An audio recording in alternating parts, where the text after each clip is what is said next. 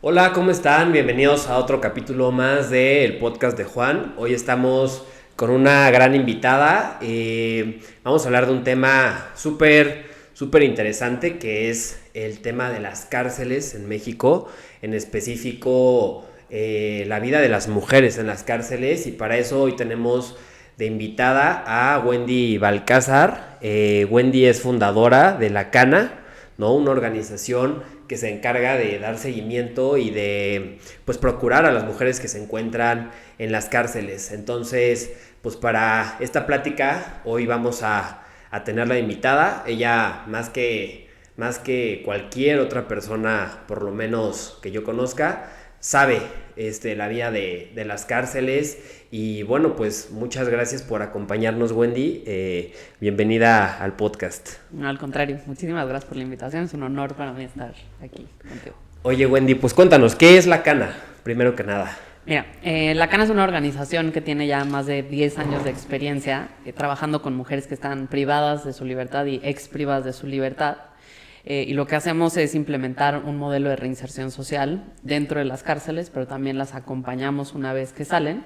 El objetivo es contribuir a su proceso de reinserción y también de forma indirecta pues a disminuir los índices de reincidencia y de delincuencia en nuestro país. Ya. Oye, ¿tu experiencia qué es lo más difícil que atraviesa una mujer que llega a estar en la cárcel? Te diría que, muchísimas cosas, pero creo que en primer lugar es el abandono. La estadística dice que 8 de cada 10 mujeres son abandonadas dentro de los primeros 2 años de entrada a prisión. Y eso no sucede en comparación con los hombres. Cuando nosotros entrábamos a las cárceles, las primeras veces que íbamos, nos llamaba mucho la atención ver la fila de visita para los hombres, así, una fila enorme de mujeres que van cargando comida, ¿no? Cosas que les llevan. Y a diferencia, la fila para visitar a las mujeres prácticamente vacía. Y es una de las cosas más complejas porque impacta, creo que en todo su proceso, ¿no? Impacta en la forma en la que tienen acceso a una defensa, porque no tienen un apoyo económico para pagar una defensa adecuada. Impacta la forma en la que viven en soledad la reclusión y desde luego impacta el momento en el que salen, porque muchas veces se quedan sin una red de apoyo que les permita reinsertarse de manera efectiva a la sociedad. ¿Y tú sabías esto antes de fundar La Cana o lo fuiste conociendo en el proceso, o qué fue lo que te llevó a ti a pues querer dedicarte a apoyar a estas mujeres pues que viven o que han vivido en la cárcel? Yo no sabía nada de esto cuando entré a la cárcel. La verdad es que para mí era una realidad totalmente desconocida. Quizás como a la gran mayoría de la sociedad, para mí las cárceles eran espacios en donde está la gente que ha cometido algo horrible y que por esa razón merecen pasar años privadas de su libertad y apartadas de la sociedad. Pero cuando entré a la cárcel me di cuenta de muchas cosas. La primera de ellas es conocer las historias, que te permite conocer el contexto del que proviene la gran mayoría de la gente que está dentro de prisión, que es pues una falta de oportunidades tremenda, un contexto de pobreza en la gran mayoría de las mujeres, al menos de las que nos tocó conocer.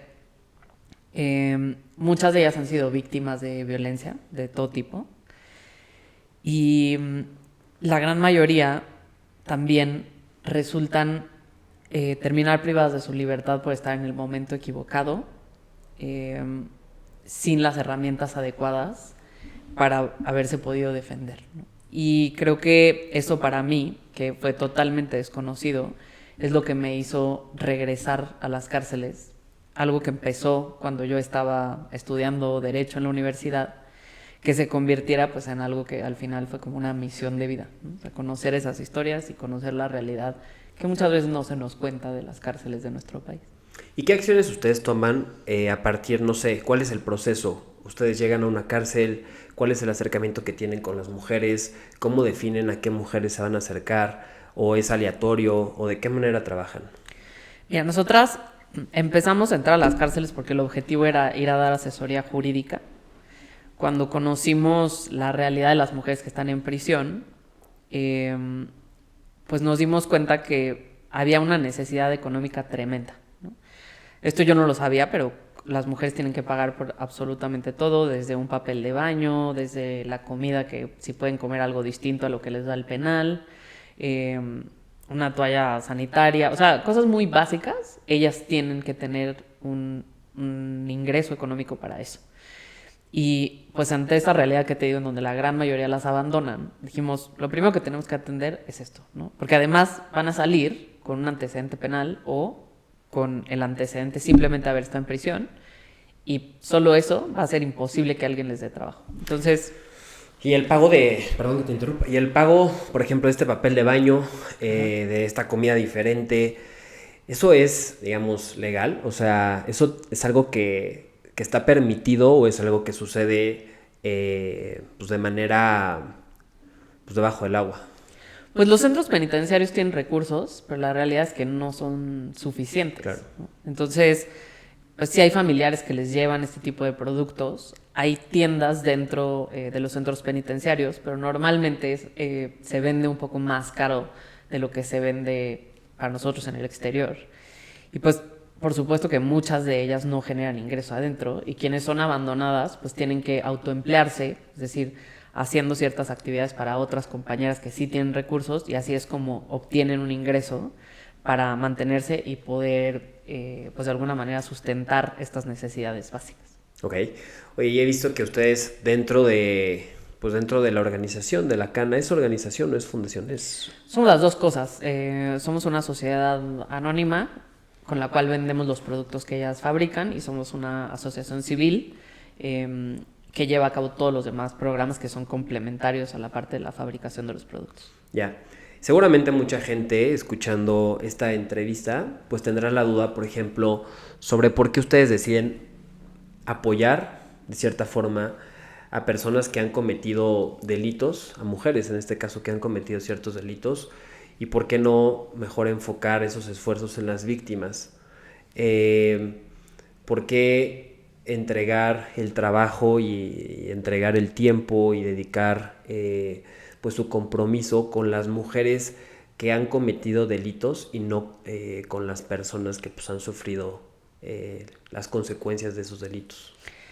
Mira, te diría, primero, gracias por la pregunta. Creo que es una pregunta que mucha gente se puede estar haciendo. Y te diría que cuando nosotros conocimos las historias de las mujeres que están en prisión, nos dimos cuenta que de nada iba a servir el simple hecho de encerrar y apartar o aislar a una persona durante X número de años, y que saliera y la sociedad esperara que fuera una persona renovada y como un ciudadano ejemplar, ¿no?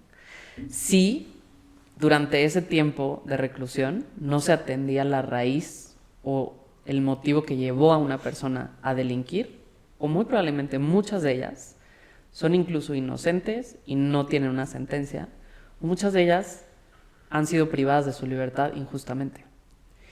Y una de las razones que identificamos era una necesidad económica ligada a el que las haya llevado a cometer un delito para tener recursos, una necesidad económica que las mantuvo vinculadas a un hombre del cual eran víctimas de cierto tipo de violencia, que las llevó a ser cómplices de un delito o incluso a defenderse de su agresor, y el motivo por el que están privadas de la libertad es justamente el haberse defendido de ese agresor, o en todo caso haber estado de manera injusta privadas de la libertad, que una vez que salieran, como te decía, pues les va a cerrar las puertas a una oportunidad laboral. Y por esa razón nosotras decidimos brindar oportunidades, brindar herramientas para que ya no haya al menos más víctimas, ¿no? Y que ese delito y que no se repita, y entonces los centros penitenciarios sirvan para lo que al menos dice nuestra Constitución, que es justamente evitar que una persona que ha cometido un delito vuelva a cometerlo. ¿Cuál ha sido el caso de éxito que ustedes han tenido como organización, como fundación, pues desde que la fundaron? Mira, hemos tenido muchos, pero si tuviera que decirte así alguno, con nombre y apellido, el caso de Selene es una de nuestras primeras beneficiarias del programa. Selene creyó en la cana cuando nosotros pues, llevamos algunos pocos años trabajando. Ella estuvo privada de la libertad en Ecatepec. Selene trabajó dentro del penal con la cana, sale, sigue trabajando con nosotras. Y en un espacio así como este, en donde nos abrieron los micrófonos, Selene también participó y contó su historia. Y ella platicó que su sueño era ser enfermera. Y una persona que escuchó su testimonio se puso en contacto y dijo, yo quiero ayudar a patrocinar los estudios de Selene. Hoy Selene es enfermera y hoy Selene ayuda a cuidar niñas y niños menores de edad. Y para mí es un caso de éxito porque creo que si esa fuera la regla y no la excepción, quizás serían muchas más de estas historias que podríamos contar de lo que puede ser el sistema penitenciario de nuestro país si nos enfocamos más en brindar herramientas que solo en aislar y apartar, y en ser un poco pues más corresponsables como sociedad en que las personas sí están buscando una segunda oportunidad. Mucho se dice que en México cuando alguien entra a la cárcel y sale peor. Eso es como algo que pues es muy sabido y muy comentado, ¿no? En nuestro país, pues porque hay muchos ejemplos de personas que entran a la cárcel, salen y a las 2 o 3 semanas pues caen en el mismo delito o un delito incluso peor, pues porque justamente no encuentran la reinserción social. ¿Tú qué opinas de eso? Sí, yo creo que pues cuando nos dicen que las cárceles son universidades del crimen, pues muchas veces sí hay algo de razón, ¿no? Yo recuerdo las primeras veces que entraba al penal, una de las cosas que me impactaba era una mujer que me decía, yo no, en mi vida había visto las drogas, aquí las vine a ver, ¿no? En mi vida había imaginado yo cómo secuestrar, aquí perfecto pudiera aprender. Ella estaba privada de su libertad porque su bebé había sufrido un accidente y entonces ella era responsable por no haber cuidado de manera correcta a su bebé. Y ahí dimensioné, pues que claro, o sea, ante la falta de programas que puedan brindarles herramientas a las mujeres, desde luego que se convierten pues en universidades del crimen, ¿no? Entonces creo que ahí hay una gran área de oportunidad en el sistema penitenciario, pero creo que los recursos son limitados también para el Estado. Entonces, en la medida, y es un poco la tarea que hacemos en la Cana, que nos importa a nosotros como sociedad, ¿qué sucede en el momento en el que detienen a una persona y nos dicen que va a prisión durante años? ¿Qué pasa allá adentro? Porque hay 100,000 personas aproximadamente que entran y salen anualmente de las cárceles de nuestro país. ¿En qué condiciones están saliendo esas personas, ¿no? ¿Y en qué condiciones están viviendo durante su encierro? Sí, claro, o sea, entendiendo que en este caso la pena que puede ser entrar algunos años pues, a la cárcel por algún delito es la consecuencia pues, de algo que tú hiciste. Finalmente no significa que ese sea el destino de tu vida, ¿no? O sea, al final de cuentas, esa sanción o ese castigo, pues tiene que servir para algo, ¿no? O sea, específicamente pues, sanciona el delito que cometiste, ¿no? Sin embargo, pues no tendría que ser pues una marca para tu futuro, ¿no? Y creo que eso es de lo que ustedes se encargan, ¿no? Sí, por un lado, y también creo que es importante señalar que hay un 40% de las personas que están en prisión, y hoy tenemos alrededor de 261,000 personas privadas de su libertad, que al día de hoy no tienen una sentencia. Es decir, son personas que podrían ser inocentes o culpables, pero no lo sabemos y pueden pasar más de 2 años privadas de su libertad sin que reciban esa sentencia, ¿no? Y muchas de ellas tal vez serán determinadas inocentes. Y el simple hecho de pasar por prisión, hay muchas mujeres que nos decían, es que imagínate, yo salgo, pido trabajo y me van a decir, bueno, ¿y dónde estuvo usted los últimos 2 años? En el momento en el que diga a alguien que estuvo en la cárcel, por supuesto que la oportunidad laboral no va a ser para ella, ¿no? O sea, tú eres abogada y con tu conocimiento jurídico, ¿qué soluciones o qué alternativas ves pues para combatir un poco pues, ¿cómo llamarlo? Pues esta problemática que existe, ¿no? O sea, cómo resolvemos justamente que la cárcel no marque el destino de una persona para siempre, ¿no? Porque como tú bien lo dices, pues puede ser que sea una persona que esté sin sentencia, ¿no? Que pasó muchos años o muchos meses esperando sentencia, pues al final a lo mejor ni siquiera fue culpable, ¿no? Y después esa persona cómo continúa con su vida. ¿Qué alternativas hay? Mira, la población con la que trabajamos en la cana son mujeres. Entonces, la primera área de oportunidad que hemos encontrado en el sistema de justicia es primero que se juzgue con perspectiva de género. O sea, te sorprenderías la cantidad de mujeres que están en prisión, en primer lugar, por darte un ejemplo, por haberse defendido de su agresor. Te sorprenderías. O sea, mujeres que han sido acusadas de homicidio calificado, de lesiones, que pasan muchos años y que quizás es resultado de que el Estado o de que no hubo alguien a tiempo para defenderlas. Y su única opción en ese momento fue, pues sí, reaccionar frente a su agresor. Por supuesto, en ningún momento me atrevo yo a justificar el delito, pero creo que el sistema de justicia podría identificar a muchas mujeres que no tendrían por qué estar en prisión. O sea, podrían estar con otra medida cautelar, pero no tendrían que estar dentro de una cárcel cumpliendo una condena.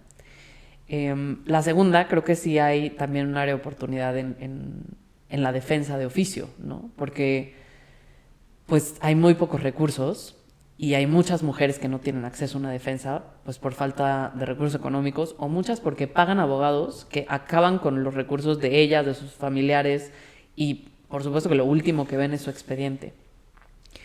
Y la otra creo que también es qué sucede dentro del sistema penitenciario. Muchas veces pues se les abandona ya a su suerte y lo que te digo, pocas veces se piensa qué va a pasar con las personas después de que pues se egresan de prisión. Tú me contabas que eras todavía estudiante, ¿no? Cuando conociste por primera vez pues la cárcel. Obviamente visitándola, pues para hacer tipo servicio social, por llamarlo de alguna manera. ¿Cómo es entrar a una cárcel de impacto? O sea, por supuesto que es impactante, pero ¿cómo es? ¿Qué es lo primero que ves? ¿Cómo son las condiciones de vida ahí? Porque al final la gente que está ahí durante un lapso de tiempo, pues está viviendo, ¿no? ¿Cómo son esas condiciones de vida para esas personas? Mira, creo que visitar una cárcel por primera vez es impactante desde el segundo en el que llegas ahí. Desde el ruido de las rejas que se van cerrando atrás de ti, desde la seguridad en la que te colocan sellos, te revisan. Y nosotros, como bien decías, íbamos como parte de una universidad, entonces quizás la revisión no era tan exhaustiva como puede ser para los familiares. Y luego visitar esos espacios también es muy impactante. Ver paredes grises, ver que hay mucha necesidad también y luego conocer las historias. Cuando te das cuenta que quienes están ahí son seres humanos, como tú, como yo, seres humanos que tuvieron sueños en algún momento, que tal vez cometieron un error, pero muchas que el error estuvo en las circunstancias que tuvieron, la forma en la que se desarrollaron, si tuvieron una familia que las acompañó o simplemente no. Y luego ver pues los espacios en los que viven, ¿no? Muy reducidos, espacios pequeños para muchas mujeres, la comida que consumen, la visita, muchas veces ausente, ver mujeres que viven con sus hijas, con sus hijos dentro de prisión, pensar en cómo se desarrollan esos niños, esas niñas, pensar que muchas de ellas también dejaron a hijas o hijos fuera y qué está pasando con ellas, ¿no? ¿Quiénes los cuidan? Todo eso para mí fue sumamente impactante y por eso salir en esas visitas y pensar que yo regresaba a mi casa a bañarme con agua caliente, cuando ellas compartían un sanitario, a veces que no tienen ni una puerta, entonces todo el mundo las ve y así, me hizo pensar que yo no podía ser indiferente a eso. Yo una vez vi una frase en algún lugar, no sé si en algún video de algún recluso, que decía que pues desde que entró a la cárcel no había sentido el agua de la lluvia, ¿no? Y eso se me hizo impactante porque pues finalmente es algo que para nosotros es algo muy común, ¿no? Hasta de lo que corres, ¿no? O sea, corres de la lluvia. Y una persona que está pagando pues, una pena en la cárcel probablemente no la vaya a sentir en mucho tiempo, ¿no? Son como dices cosas que pues a lo mejor no estamos conscientes hasta que como tú lo puedes vivir de primera mano, ¿no? Pero ahorita que mencionabas que hay niños o niñas que viven con sus madres reclusas, pues cuéntanos un poco sobre eso. ¿Qué experiencia has tenido? ¿Cómo es eso? Cómo, cómo se llega a tener una vida de niño con una madre reclusa? Mira, las mujeres que están privadas de su libertad pueden vivir con sus hijas e hijos en prisión hasta los 3 años. Muchas de ellas, pues, están embarazadas a lo largo de su proceso de reclusión, entonces algunas salen, tienen a sus bebés y regresan a prisión. Normalmente los centros penitenciarios pues buscan que ellas tengan una alimentación adecuada, en ocasiones cuando el centro lo permite, y pues hay los recursos, hay espacios específicos para las niñas y niños, pero muchos reclusorios no tienen acceso a eso. Y pues ellas y ellos crecen entre personas privadas de su libertad, ¿no? Y ahora que decías el tema de la lluvia, a nosotros nos sorprendía mucho porque hace algunos años hicimos alguna actividad con niñas y niños que estaban con sus mamás en prisión y salieron con nosotros a una actividad.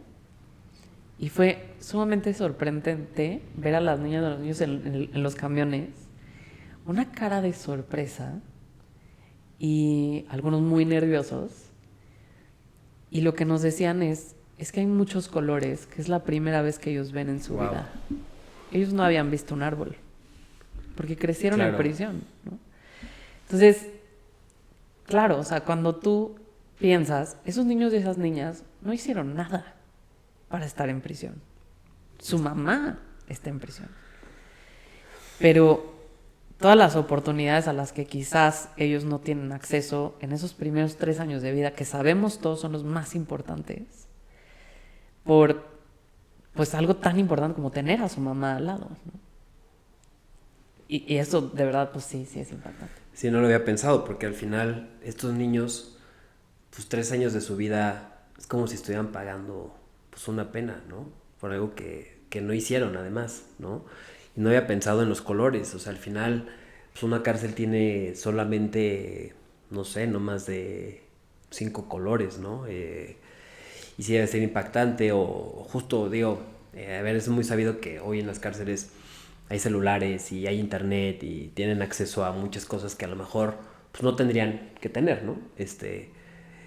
Y yo me he puesto a pensar, pues si no existiera el internet, ¿no? Y estas personas de plano no tuvieran acceso a eso, salir, por ejemplo, si tú entraste en el 2010, te gusta y sales ahorita, pues, ¿cómo te reincorporas a una vida donde existe inteligencia artificial, donde puedes grabar esto, un programa con un teléfono y con 2 micrófonos que puedes comprar en internet y te van a llegar a tu casa y pues te los pueden mandar desde otro país, ¿no? O sea, que es un cambio que a nosotros pues a lo mejor nos ha costado un poco entenderlo, ¿no?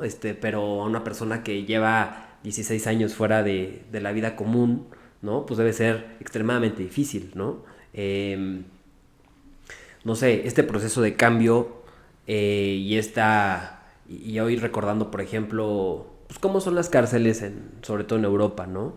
A diferencia de cómo son en México, ¿tú consideras que debe de haber una mayor inversión en cárceles en México?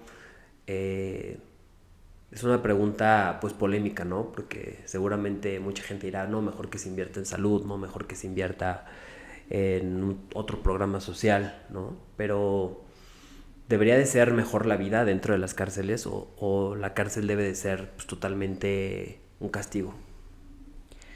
Mira, te contesto varias cosas. Creo que la primera que decías de lo impactante que es o debe ser la vida una vez que sales de prisión, yo me acuerdo mucho que en las primeras visitas, algo que me llamaba muchísimo la atención es que me contaron una mujer que había regresado a prisión, que lo más difícil para ella en el momento en el que salió eran las banquetas. Y decía, porque yo pasé años sin pisar una banqueta, ¿no? Entonces el simple hecho de pisar una banqueta o de alcanzar a ver una patrulla, para ella era así tremendo, ¿no? Y muchas veces las visitas que nosotros hacíamos a los penales cada fin de semana, o sea, ahora ya va el equipo cada semana, pero cuando íbamos todos los fines de semana, muchas veces nos preguntaban, ¿y cómo está la calle tal? ¿Y en qué ha cambiado tal? ¿No? Claro, porque por más que pueda haber un acceso a una televisión dentro de los penales, pues no es lo mismo, ¿no? O sea, la vida cambia muy rápido.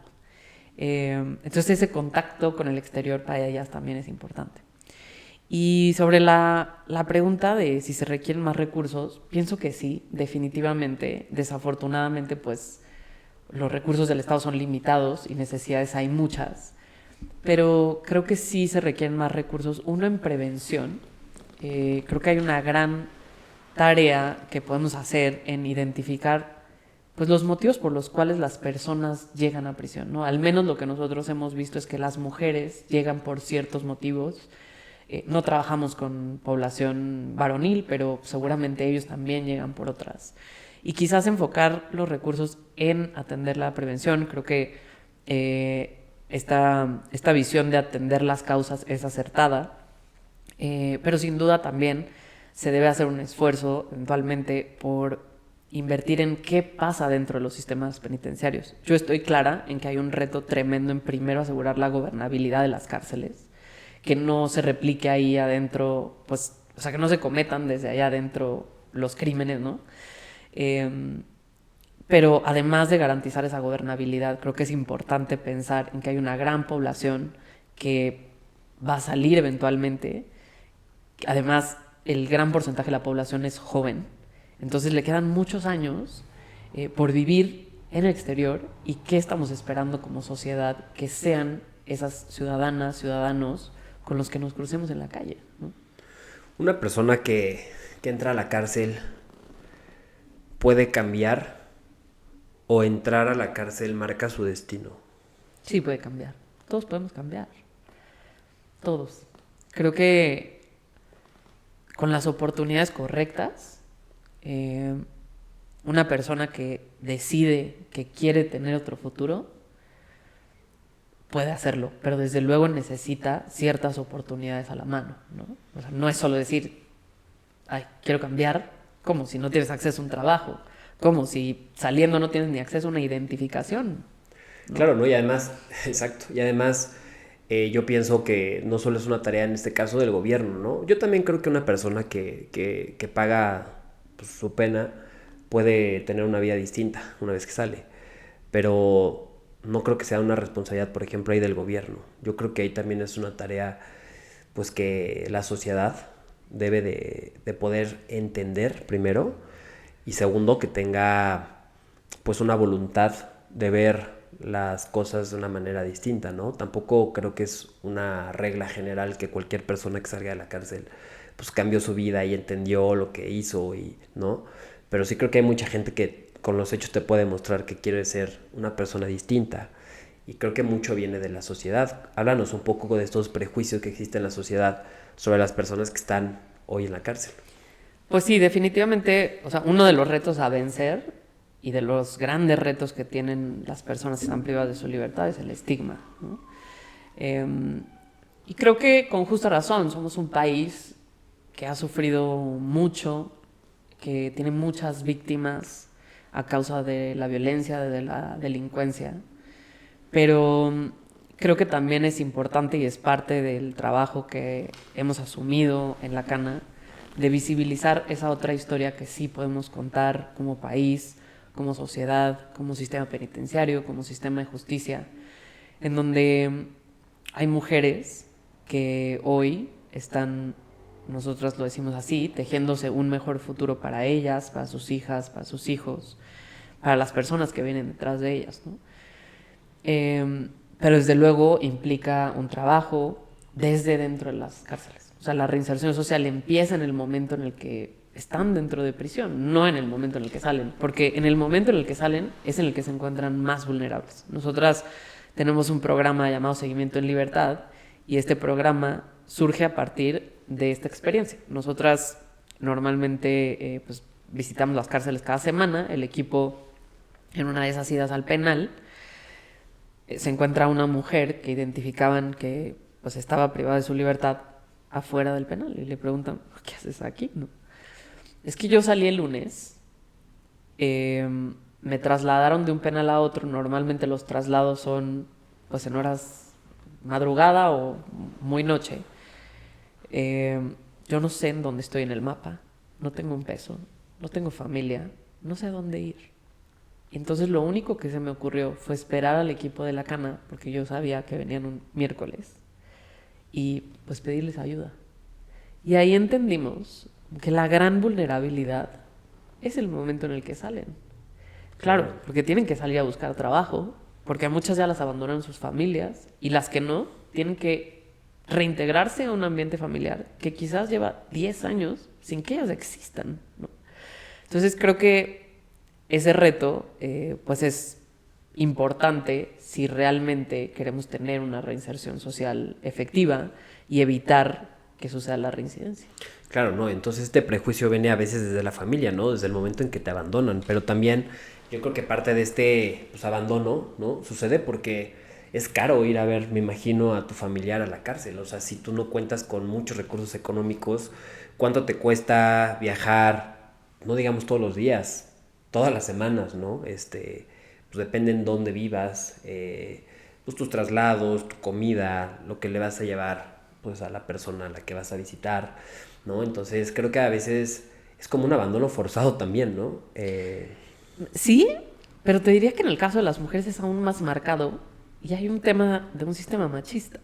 Y a nosotros nos llamaba mucho la atención, hicimos una investigación en donde fuimos a varios estados de la República. El objetivo era analizar qué tanto había impactado la violencia de género en la reclusión de las mujeres. Y había un caso en Monterrey en donde el hermano estaba privado de su libertad en una cárcel al lado. Y a ella llevaban los mismos años privados de su libertad. Al hermano, su papá, todo el tiempo lo había visitado. A ella nunca. Y cuando nosotros le preguntábamos, ¿y tú por qué crees que a ti no? Ella nos decía, no, porque las mujeres aguantamos más. Las mujeres como que resistimos más. Y la respuesta que nosotros hemos encontrado a lo largo de estos años es que en realidad a una mujer se le castiga más porque ella tenía que haber cumplido un rol que no cumplió. Y ese rol era estar en su casa, cuidando a sus hijos, manteniendo un hogar, no cometiendo un delito, no estar en el lugar equivocado en el momento equivocado. Porque, desde luego, yo no digo que no se necesiten recursos y que es un costo económico y emocional tremendo para las familias, sin duda. Pero es sorprendente ver que a los hombres normalmente no se les abandona, para las mujeres sí. Es rarísimo, nunca me había puesto a pensar en eso. O sea, me hace mucho sentido, tiene lógica, pero nunca lo había pensado. Y creo que es algo pues, que tiene que ver a lo mejor con la cultura mexicana de la sociedad, ¿no? Es un poco extraño escuchar que a una mujer y a un hombre se les trata diferente desde la familia estando en la cárcel, ¿no? Si tú tuvieras en tus manos la posibilidad de solucionar o por lo menos de aportar para que todo lo que tú has vivido desde tu experiencia, ¿no? Porque considero que eres un especialista en este tema, ¿qué harías? Sin duda, si hablábamos de las mujeres, me enfocaría muchísimo en la prevención de la violencia de género. Nosotros hemos identificado que es un gran factor que lleva a las mujeres a prisión. Y después, el sistema de justicia creo que tiene todavía muchas áreas de oportunidad, empezando por lo que te decía, ¿no? Juzgar con perspectiva de género. Alguna vez en esta investigación que te decía me llamaba mucho la atención, una de las preguntas era, ¿tú crees que si una mujer hubiera analizado tu caso, te hubiera ido mejor? Y una de las respuestas fue que no. Y entonces decimos, ¿por qué no? No, porque cuando lo que siempre nos han dicho es que cuando una mujer actúa, ya lo pensó. Y un hombre normalmente actúa por instinto. Entonces, está comprobado que normalmente las mujeres reciben más años de prisión por un mismo hecho delictivo que un hombre. Puede ser el mismo hecho, pero una mujer va a recibir más años de prisión que un hombre. Entonces, el propio sistema ha replicado una violencia de género de alguna manera estructural que todavía tenemos que trabajar, ¿no? Creo que han habido varios avances, pero todavía pues tenemos un largo camino por recorrer en ese sentido. Entonces, creo que serían algunas de las cosas que atendería. ¿Sí? Oye, por ejemplo, en esto que me dices sobre cómo se juzga, ¿no? ¿Consideras que con la reforma judicial, en donde hubo una elección judicial eh, y hubo seguramente candidatas a juezas, hoy juezas, candidatas a magistradas y hoy magistradas, seguramente, primero, ¿hubo propuestas sobre esto que tú me estás diciendo? Segundo, si lograron llegar pues a la magistratura o a ser juezas, ¿están juzgando diferente o has notado algún cambio o no ha cambiado mucho en ese sentido? Mira, yo creo que a lo largo de los años han habido avances. Creo que hoy tenemos protocolos, creo que han habido reformas en ese sentido. Me parece lo que todavía se puede trabajar es el tema de la capacitación. Nosotros a lo largo del proceso de la elección de los jueces, al menos en lo personal, a mí sí hubo candidatos que me buscaron con la intención de saber, oye, qué necesita el sistema de justicia a partir de la experiencia que nosotros tenemos en la Cana. Pero sin duda creo que, pues sí, son muchos los juzgadores, las juzgadoras en el país, ¿no? Y tenemos centros penitenciarios prácticamente en todos los estados. Entonces, me parece que todavía hay pues, un esfuerzo que hacer por seguir capacitando y que realmente se apliquen estos protocolos y que realmente pues, se ponga atención en los casos, ¿no? O sea, creo que los expedientes son muchísimos, o sea, también hay un tema de recurso, tiempo, pero pues creo que el país necesitaría caminar hacia allá. ¿Desde qué año existe la Cana? Desde el 2016 formalmente constituidas, Sí. pero pues nosotros empezamos hace ya más de 10 años esto que eventualmente se convirtió en la Cana. Ok, y desde ese, o sea, desde que formalmente fundaron la Cana hasta ahora, ¿tú has notado cambios en el sistema penitenciario? ¿Has notado cambios en la sociedad? ¿Has notado cambios al interior de las cárceles? ¿Todo ha sido igual? ¿Qué ha cambiado? ¿Ha cambiado a partir de la sociedad? ¿Ha cambiado a partir del gobierno? ¿Ha cambiado a partir pues, de las administraciones en las cárceles? Te diría que sí he notado cambios. Creo que ha sido un poco parte de todo. Al menos nosotros hemos encontrado muchísima disponibilidad de las administraciones con las que hemos trabajado y cuando ha habido cambios también, digo, por supuesto tiene su proceso de que nos conozcan, etcétera, pero ha habido mucha apertura para trabajar en colaboración. Y creo que también, no solo nosotras, ha habido otras organizaciones, y junto con la Cana, que hemos puesto sobre la mesa el tema y muchas personas que han hecho un gran esfuerzo por visibilizar lo que sucede en los penales y eso también ha hecho que la sociedad pues, tenga mayor interés y desde luego lo que es de interés de la sociedad se convierte en interés de la agenda pública, ¿no? Y creo que todavía podemos hacer más, pero sin duda pienso que hemos dado pasos hacia adelante. Hoy se empieza a replantear o se empieza a hablar un poco más sobre cómo juzgar a un menor de edad que comete delitos. Ahorita que hablabas de violencia de género, por ejemplo, recordaba el estudiante que recientemente mató a la maestra, ¿no? Y se habla mucho sobre si se debe de juzgar a un menor pues de la misma manera en la que se juzga a una persona adulta, ¿no? Porque estamos hablando de un menor que puede tener 16 años y que pues en un año y medio pues va a tener 18, ¿no? O en unos meses va a cumplir 18 años. Y a esa persona pues no se le da pues el mismo trato, ¿no? Ante la justicia por el hecho de ser menor. ¿Tú qué piensas de esto? Mira, hace poco platicaba con alguien que de las primeras veces que fuimos a los centros penitenciarios, una de las veces nosotros trabajamos con adolescentes en conflicto con la ley. Y para mí fue muy impactante escuchar historias de adolescentes que reconocían haber cometido un delito. Y creo que sus contextos también normalmente habían sido de mucha violencia. Y pienso que lo que nos ha faltado es el seguimiento de esos adolescentes.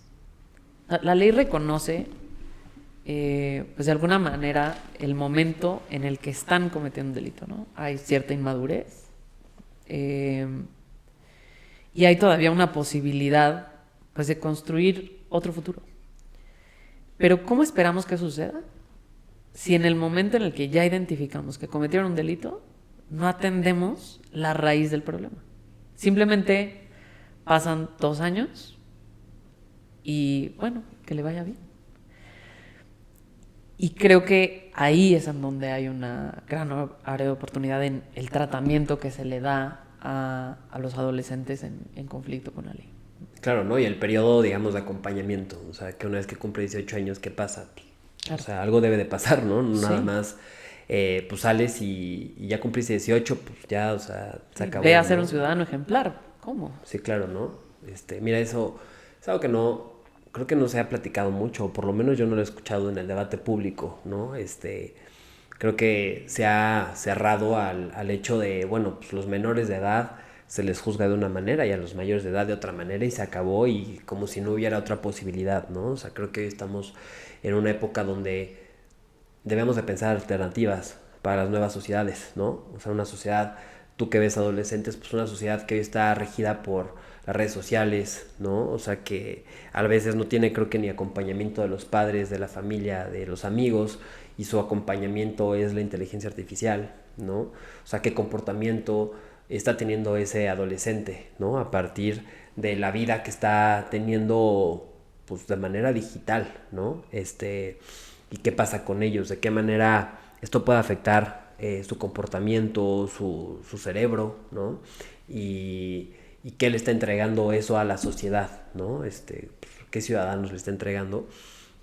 Y creo que pensar en estas alternativas, pues es muy valioso, ¿no? Porque al final de cuentas es pensar justamente en preservar nuestra sociedad de una mejor manera, ¿no? Sí, sin duda. Yo al menos lo que he advertido de las mujeres que he tenido la oportunidad de conocer a lo largo de estos 10 años es que hubo muchas señales para evitar que se cometiera el delito, en donde pudieron intervenir familiares, el Estado, ¿no? Pero a veces las obviamos o las pasamos por alto. Y creo que tal vez de abrir una puerta de esas 10 que alguien tocó, estaba la diferencia en que no llegara a prisión. Claro. Tal vez en esas 2 oportunidades en las que una mujer tomó la valentía de ir a denunciar a su agresor, si hubiera tenido una mejor defensa, si no solo hubiera tenido una orden de restricción, que es un papel que no las puede defender, tal vez ella no hubiera tenido que llegar a prisión, ¿no? O sea, y así pienso en muchos casos. Desde luego se necesita recursos, pero también se necesita que todos asumamos la responsabilidad y tal vez que nos veamos más los unos a los otros. Creo que a veces en esta velocidad, en esta inmediatez, nos falta voltearnos a ver. Y hablando justamente de recursos y hablando de vernos los unos a los otros, ¿qué tan difícil ha sido para ustedes recaudar, encontrar recursos, pues para sostener esta organización? Pues sí, ha sido todo un reto. La verdad es que, digo, afortunadamente llevamos 10 años trabajando y hasta el día de hoy, pues seguimos gracias al apoyo, pues, de muchos donantes, gracias al apoyo de mucha gente que ha comprado nuestros productos. Eso ha permitido que podamos seguir brindando oportunidades dentro de las cárceles, pero desde luego pues es una tarea que tenemos que llevar todos los días. Y también espacios como el que hoy pues, me das la oportunidad también nos permite llegar a más gente y que conozcan lo que hacemos, que puedan ir a conocer los productos que fabrican con mucho cariño las mujeres que están dentro de prisión, pero también con mucha ilusión, pues de tener otro proyecto de vida, ¿no? Háblanos de eso. Yo sé que hacen algunos artículos para vender, ¿no? ¿Cuál es el proceso? ¿Qué hacen? ¿En dónde los venden? ¿Cuánto cuestan? O sea, una vez hazle promoción. Pues mira, trabajamos en distintos centros penitenciarios del país y las mujeres básicamente fabrican estos productos a mano. Son normalmente peluches, productos para bebés, pero también los vendemos a empresas, para eventos, vamos a algunos bazares y tenemos nuestra página en línea que es www.lacana.mx, también a través de nuestras redes sociales que todas están como @lacanamx. Vendemos estos productos que si alguien los ve van a ver que están muy bonitos. Yo los he visto, están padres. Sí, y el objetivo cuando empezamos a hacer estos productos es que pues ellas pudieran hacer un producto de calidad que compitiera como cualquier otro en el mercado, pero que además contara la historia de mujeres que están buscando una segunda oportunidad, ¿no? Entonces están en el rango desde 150 pesos hasta pues 800, 900 pesos. Y también las personas pueden acercarse y decirnos, oye, a mí me gustaría que me hicieran a mi perrito, ¿no? Y entonces ellas pues replican el perrito. Entonces, mujeres sumamente talentosas, que además alguna de las mujeres nos decía que ella no le pone los ojos en un día que esté triste porque quiere que cuando vayan al exterior transmita su alegría. Entonces espera hasta un día que esté contenta para ponerle los ojitos y entonces mandarlo al exterior. Entonces, esos productos van, pues además de con mucho trabajo, con mucho talento, van con esa historia de cada una de las mujeres que están en prisión, pues eso, buscando para ellas y para sus hijas y sus hijos un mejor futuro. Ok. Oye, la última pregunta, creo que es una pregunta obligada también. Esta entrevista, lo que tú haces, hacer activismo por personas que hoy se encuentran en la cárcel. Hay personas que, como bien decías, todavía no están pagando una pena, sino esperando la sentencia, ¿no? O sea, son mujeres sin sentencia. Hablar de esto no es romantizar los delitos o romantizar una vida que tiene que ver con haber cometido pues, un delito. No, creo que más que romantizar es entender el por qué y cómo poder resolver ese por qué para que no vuelva a suceder. Creo que lo mínimo que el Estado le podría garantizar a una víctima es que eso que sufrió no se vuelva a repetir. Y si nosotros como sociedad podemos acercar herramientas para ayudar a ese objetivo, pues creo que mejor, porque esa víctima podría ser cualquiera de nosotros, ¿no? Y en la medida en la que las personas tengan a la mano herramientas, creo que la posibilidad de que eso suceda es menor y eso nos beneficia a todos.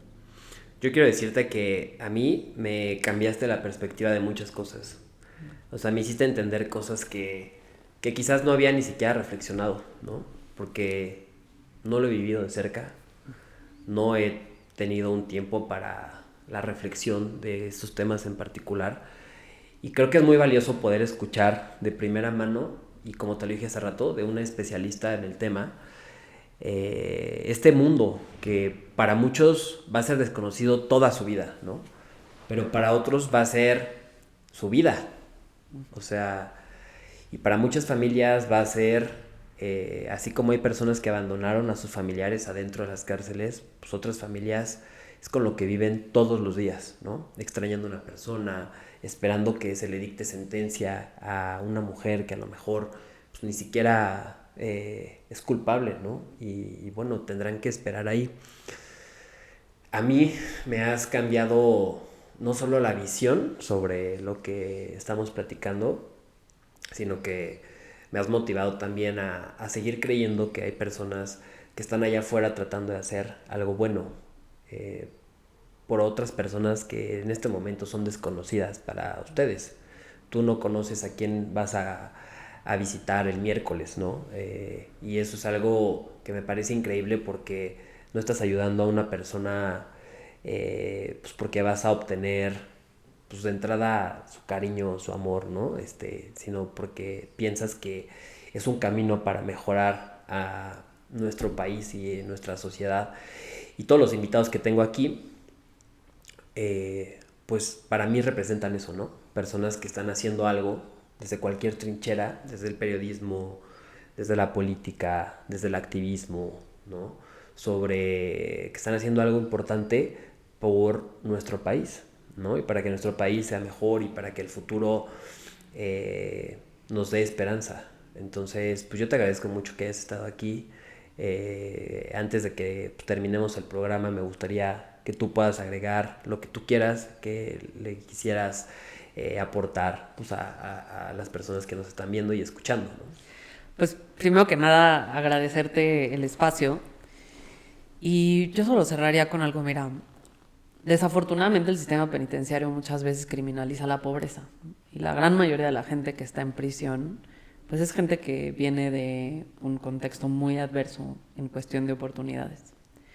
Pero nadie de nosotros está exento de estar en un momento equivocado, en el lugar equivocado y terminar en prisión. A veces, pues esa realidad nos parece ajena, pero no lo es tanto, ¿no? Y esta sociedad, o sea, la conformamos todos. Y todos es todos, también quienes están privados de su libertad. Y en la medida en la que entendamos eso, que cada uno de ellos también es parte de nosotros y que no nos veamos como, bueno, ya, los apartamos y aislamos, creo que podemos así entender que pues, la respuesta es parte de absolutamente todos como sociedad, ¿no? Por supuesto no estoy diciendo que todos vayamos a las cárceles ahora, ¿no? Pero sí tal vez cuestionarnos nuestros estigmas, nuestros prejuicios y desde luego pensar que el objetivo último siempre será que existan menos víctimas. Claro. Pues muchas gracias, Wendy. Espero que podamos volver a platicar, ¿no? Que siempre sepas, bueno, tú y todas las personas que integran la Cana, todas las mujeres que integran la Cana, que tienen un espacio en donde pues, podemos dialogar y podemos escuchar y bueno, siempre que sea en pro de nuestra sociedad, como tú bien lo dices, pues que siempre con nosotros cuentan con las puertas abiertas y pues muchísimas gracias por acompañarnos. Espero que también haya sido pues muy, muy padre y gratificante para ti estar acá. Eres de nuestras primeras invitadas y pues te agradezco también mucho la confianza. No, al contrario, desearte mucho éxito, creo que va a ser un proyecto muy, muy exitoso. Muchas gracias. Pues bueno, muchas gracias a todos por acompañarnos. Nos vemos el siguiente lunes con un nuevo episodio. Los invitamos a suscribirse en todas nuestras redes sociales, darle like y seguir el podcast de Juan. Estamos en Instagram como el podcast de Juan y en TikTok me pueden buscar como Juan Carlos_Cruz. Ahí estamos subiendo los clips todas las semanas. Así que cuando este video salga van a tener toda una semana de clips con los highlights de esta entrevista. Muchas gracias a todos por seguirnos y nos vemos la siguiente semana.